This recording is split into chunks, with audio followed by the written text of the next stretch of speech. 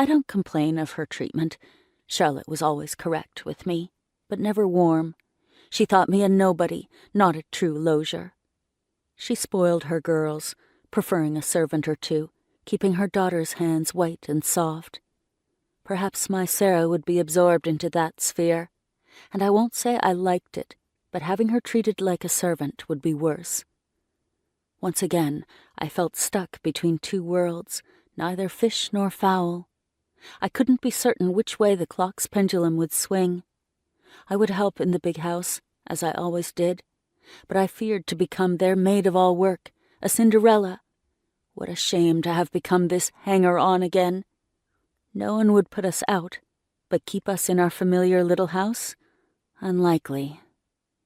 I must speak to Malcolm alone and see what was to become of us. I left the stew hanging on the crane over the fire.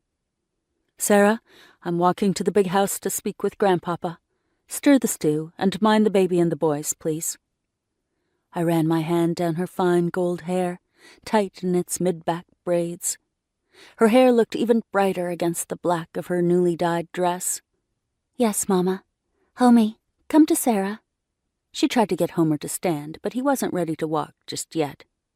She sat on the quilt with him and chanted, "Ring around a rosy." George was settled in his corner where he liked to sit on an old bit of cowhide and play with his stick people, although I say play as a catch-all for George's pastime. Bram had whittled a brown man from walnut wood and a red one from a stick of maple. George clacked these together for noise as he played in the corner.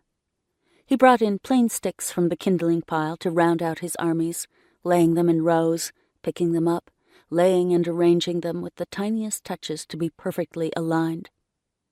George hadn't talked at the age when my other babies babbled. He could still scream the house down, though he was 6 already, and we had yet to hear conversation from him. He had not gone to school, unwilling to leave his corner without a tantrum. The boy lived in his own little world, one that relied on most things coursing the same, every day.